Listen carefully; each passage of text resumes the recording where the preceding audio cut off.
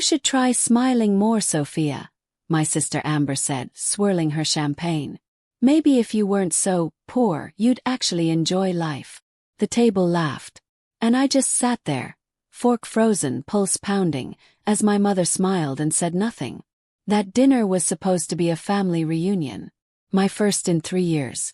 Amber had invited everyone to her new mansion. Chandeliers, imported marble floors, servants gliding silently with trays. It wasn't a dinner. It was a stage. And I was the punchline. Still working those odd jobs? She asked sweetly. I manage, I said quietly. Amber's husband smirked. She means she's broke. My cheeks burned. I looked at Mom for help, but she just whispered.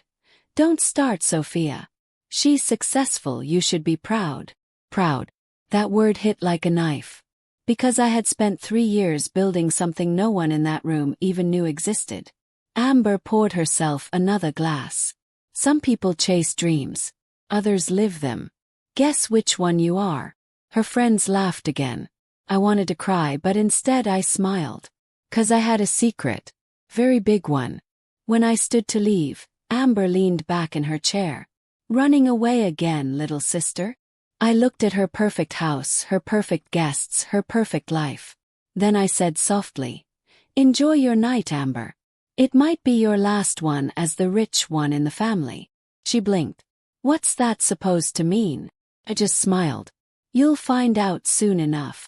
The night after that dinner, I sat alone in my apartment. Small, quiet, and nothing like Amber's mansion.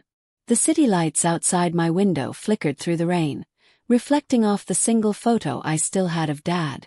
He was the only one who ever believed in me. Before he died, he told me, Sophia, wealth fades. Integrity doesn't. I used to think that was just something poor people said to feel better. Understood. Amber always had everything. Private school, designer clothes, Dad's attention after I left for college. Mom said it was because she was responsible. But I remember the truth. Amber was calculating. Even as kids, she knew how to make others look small so she could feel big. That dinner had reopened every old scar. Every "you're not enough." Every time Mom chose Amber's side because it was easier. I made myself tea and opened my laptop. The same one I'd used for 3 years to build the tech startup I'd founded quietly after quitting my corporate job. No one in my family knew it existed. They didn't care enough to ask. That night I checked my inbox. Buried among spam and newsletters was an unread message. From Wilder and Haynes Law Group. Subject: concerning the estate of Mr. Richard Carter. My breath caught. Dad's estate. That couldn't be right. He'd passed away 6 years ago. The family had already divided everything, or so I thought. The email read, Dear Ms. Carter, we've located new documents relevant to your father's estate. We request your presence for a private meeting tomorrow at 11 a.m. Strictly confidential. I reread it 3 times. Amber had always said Dad left her everything. The house, the stocks, the insurance. I'd accepted it because I didn't want to fight over money. But new documents. I barely slept that night. When I arrived at the law firm the next morning, the receptionist smiled politely and led me into a quiet conference room. Framed photos of smiling families lined the wall. A man in a gray suit entered with a folder and a calm, practiced tone. Miss Carter, he said, shaking my hand. I'm Martin Wilder. We handled your father's estate years ago. But something was recently discovered. He slid a sealed envelope toward me. My name. Handwritten in my father's familiar script. My throat tightened as I opened it. Inside was a letter. Dad's voice echoed in every line. If Amber and your mother ever tell you I left you nothing, know this. I left you the most important thing I ever built. It's under your name, Sophia. And it's time you claimed it. I looked up at the lawyer, stunned. What does that mean? He smiled faintly.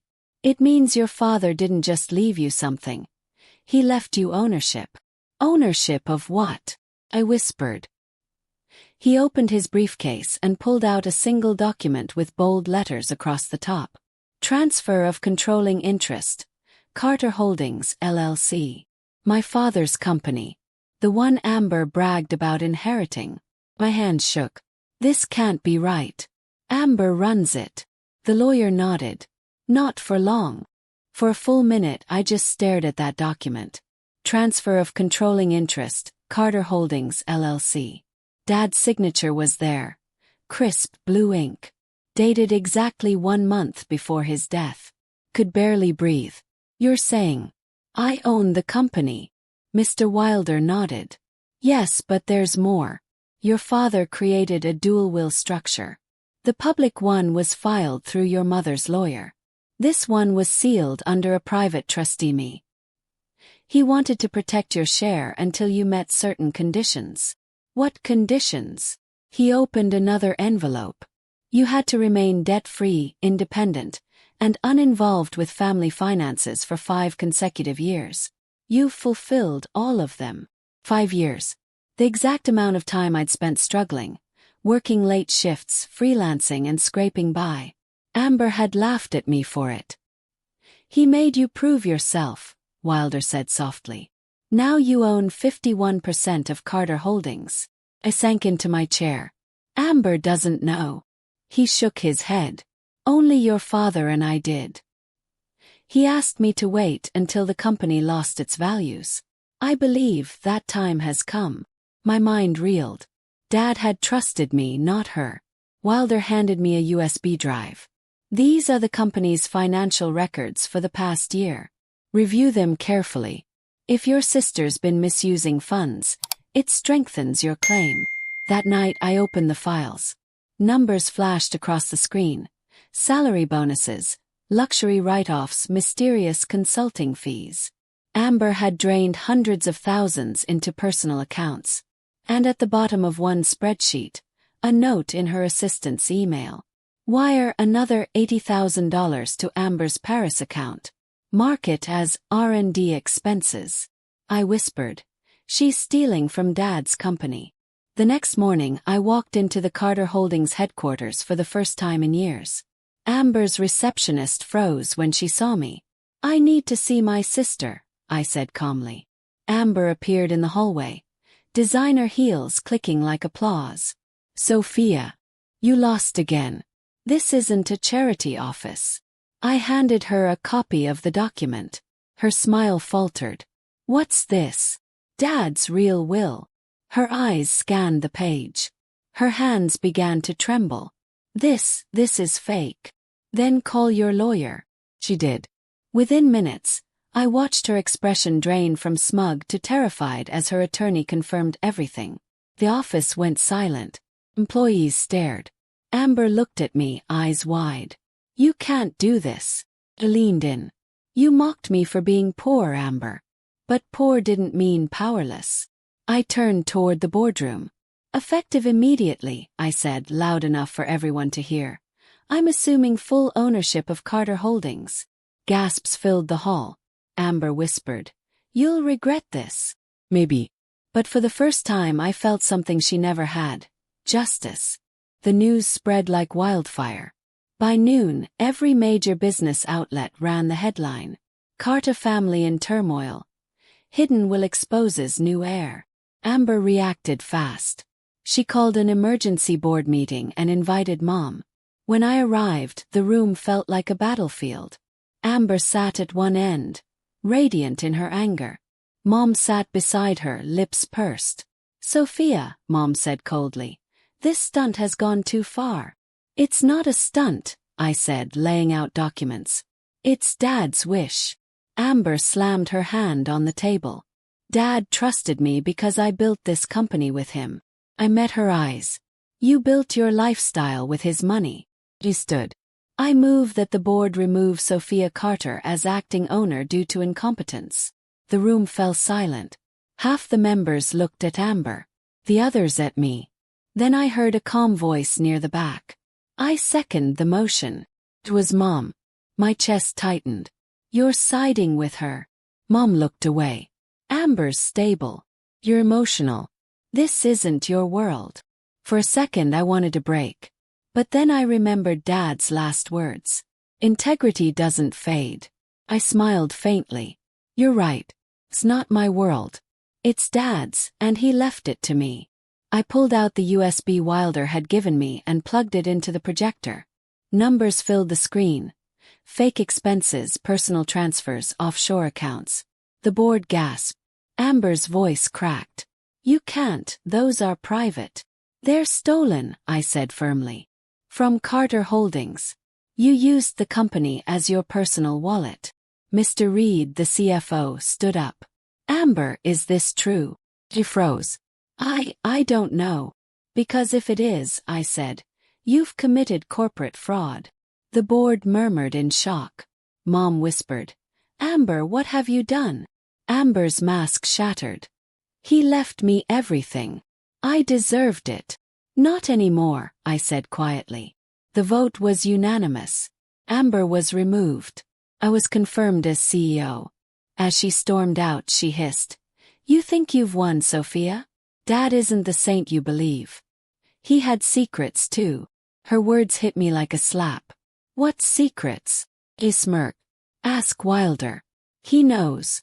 Mr. Wilder looked uneasy when I showed up at his office.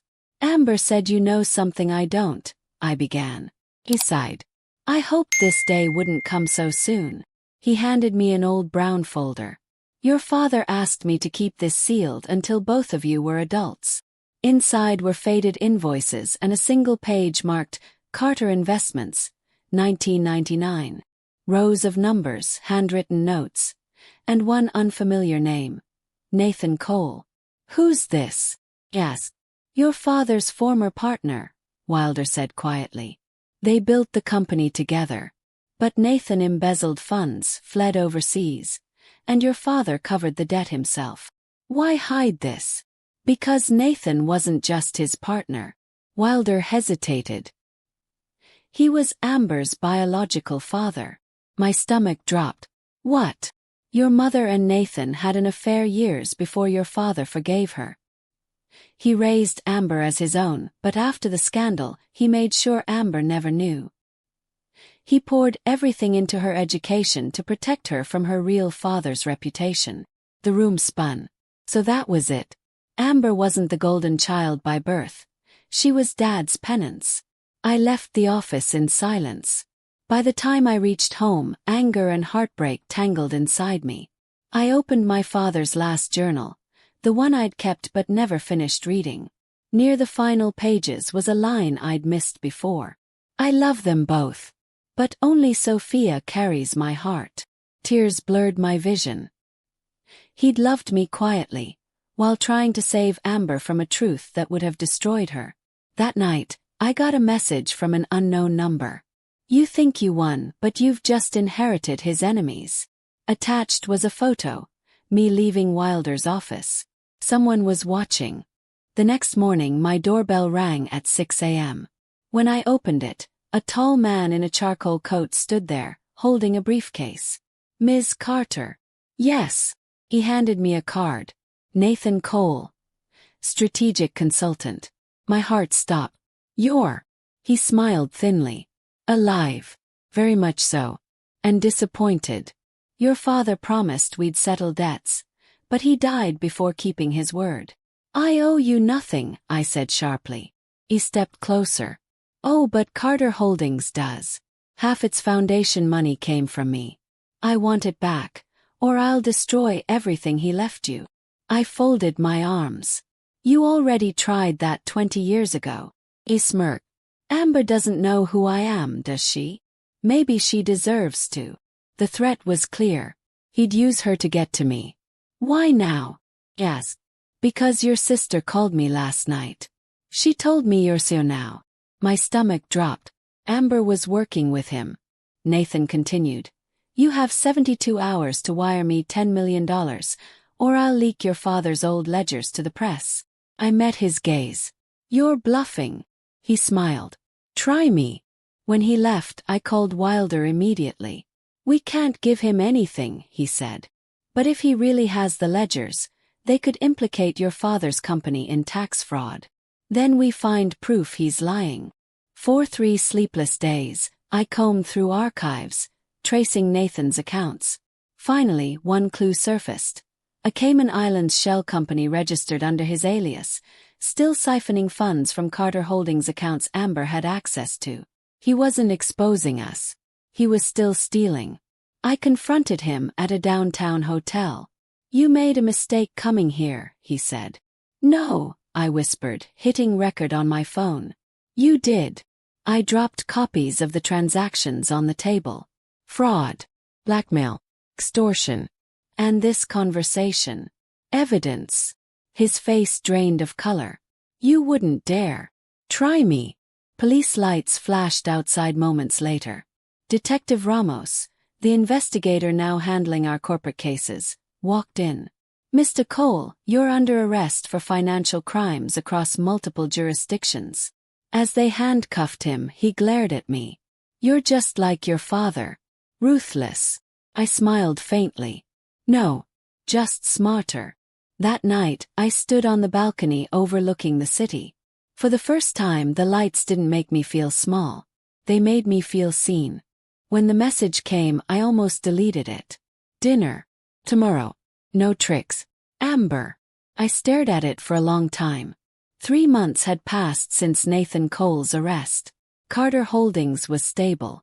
The media finally stopped calling me the forgotten daughter. And now, the sister who mocked me for being poor and broken wanted dinner. The same house. The same table. The same silence. When I arrived, Amber was already there. Alone, no makeup, her hair tied back. "Thanks for coming," she said quietly. I didn't sit. "Why am I here, Amber?" She exhaled. "Because I lost everything. The board cut me out completely. My husband filed for divorce. I can't even pay the property taxes on this house." I folded my arms.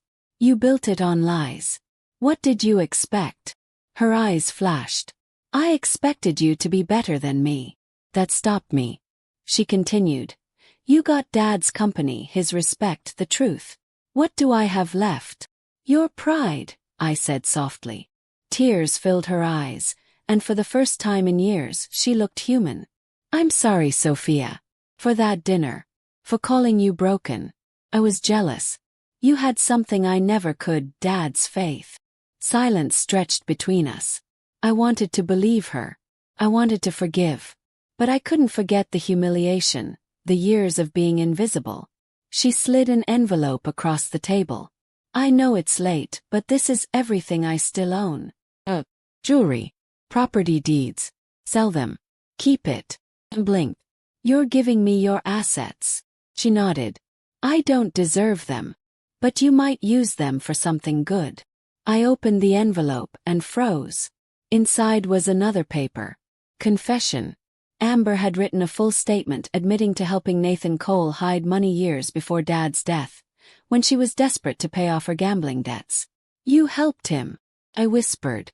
She nodded, trembling. "I thought he'd go away. I didn't know it'd kill Dad." Anger boiled in me, then broke into grief. "Amber, he trusted you." "I know," she sobbed. "And that's why I'm giving you the last thing I can, the truth." For a long time I said nothing. Then I stood, leaving the envelope on the table. "Truth isn't a gift, Amber. It's a responsibility. Start by owning it yourself." When I reached the door, she whispered, "Sophia, are we ever going to be sisters again?" Turned back. "That depends. Do you still think I'm poor and broken?" She shook her head slowly. "No. You're the richest person I know." 2 weeks later, I handed Amber's confession to Detective Ramos. She scanned the pages and whistled softly. "This isn't just guilt. This is evidence." The confession revealed more than Amber's mistakes. It named a hidden investment group, the Phoenix Syndicate, which had secretly funded Carter Holdings during its early years. They'd used shell companies to launder millions. "Your father tried to cut them out," Ramos said. "That's why he built that dual will, to keep them from ever controlling the company again." Felt a chill. "So this isn't over." "No," she said. "But this time you have leverage." We filed the confession with corporate court. Within days, Phoenix Syndicate's lawyers contacted us, demanding a settlement. I refused. This company belongs to the people who built it, not parasites who funded it. They threatened lawsuits, smear campaigns, everything they had. I didn't blink. Instead, I called a press conference. Standing on that same stage where Amber once flaunted her wealth, I spoke calmly into the cameras. For decades, my family's company has been controlled by people who valued greed over honesty. That ends today. Carter Holdings is now 100% independent, debt-free and corruption-free. The crowd erupted. Investors cheered. Employees wept. Later that night, I sat in Dad's office, his pendant in my hand, when I noticed something carved into the underside of his old desk. Pissy phoenix claws. Inside the drawer was a flash drive. I plugged it in. A letter appeared on screen, written by Dad. If they ever come for you, use this. The Phoenix Clause transfers every external share back to family ownership. The company rises again, from ashes to truth. Attached was the digital key, the one thing that could erase all external claims. I stared at the screen, tears streaming. Dad, you already knew how this story would end. That night, I activated the clause. Carter Holdings became fully ours again. When the system confirmed the transfer, a single notification appeared on my phone. Ownership. Sophia Carter, 100%. The poor, broken sister now owned everything her family once mocked her for losing. It was almost midnight when the doorbell rang again. Amber. She looked thinner, softer, carrying a worn photo album in her hands. "Can I come in?" she asked quietly. He nodded. We sat in silence for a while. She opened the album and pushed it toward me. "Dad kept this hidden. I found it in Mom's attic after you left." Old photos spilled out. Dad holding us both as kids, smiling despite the chaos. Handwritten notes lined the pages. Sophia's first speech. Amber's graduation. In one photo, we were sitting together, laughing over a broken cake. I'd forgotten that moment. How simple love used to be. Amber's voice trembled. "I don't want money, Sophia. I just want to start again. I've been volunteering, working with a youth shelter. I needed to remember who I was before I wanted everything." I studied her face. There was no pride left, only truth. "Mom's been asking for you," she said softly. "She regrets everything. You should visit her." I looked out the window. "I don't know if I can. She's sick, Sophia. And she keeps calling your name." The words pierced deeper than I expected. The next morning I drove to Mom's care home. She was frail, eyes distant, but when she saw me, tears filled them. "I was wrong," she whispered. "I thought wealth made Amber stronger. But it broke her. And I broke you trying to protect her." I took her hand. "We were all broken, Mom. But maybe that's how light gets in." We sat there, silent, holding hands as the sun rose over the window. That day, for the first time in years, our family began to feel human again. Amber joined me in rebuilding Carter Holdings' charity branch, the Carter Foundation for Women in Recovery. Together we funded homes, shelters, and scholarships for women like us, underestimated, mocked, and dismissed. And when we unveiled the foundation plaque, Amber looked at me with tears. "Do you forgive me?" Smiled. I already did. The cemetery was quiet that morning, dew glistening on marble stones, birds waking slowly. I stood before my father's grave, a bouquet of wildflowers in my hand. For a long time I just stared at the name Richard Carter and whispered, "You were right, Dad. Integrity doesn't fade." So much had changed. Amber was rebuilding her life. Mom was finally healing. And me. I had more than money, I had peace. I knelt down and placed the flowers gently on the grave. "You were right about pain too," I said softly. "It shapes us. It makes us better if we let it." I took out his old pendant and clasped it around my neck. The wind picked up, warm and calm, like a whisper. "Proud of you, kid." For the first time I smiled without tears. On my way back I stopped by the Carter Foundation. The lobby walls were filled with framed quotes, not from famous people, but from women we'd helped. One read, "Broken isn't weak. It's proof that we survived." Standing there, I finally understood. The opposite of golden isn't broken. It's real. That night, I wrote my final entry in the same journal Dad had once used. I was mocked for being poor, laughed at for being lost, but I found myself in the struggle. And when I showed them what I'd built, I didn't show them wealth. I showed them worth. I closed the book, turned off the light, and whispered to the stars, "Thank you, Dad, for letting me earn the right to shine." People will call you broken because they can't see how much you've rebuilt. Don't fight to prove them wrong. Just grow until they can't ignore your light. I'm Sophia Carter, and this was my story. Speech balloon if this story touched your heart. Comment, "I'm rebuilding." Red heart, don't forget to like, share, and subscribe for more cinematic stories of courage, betrayal, and redemption.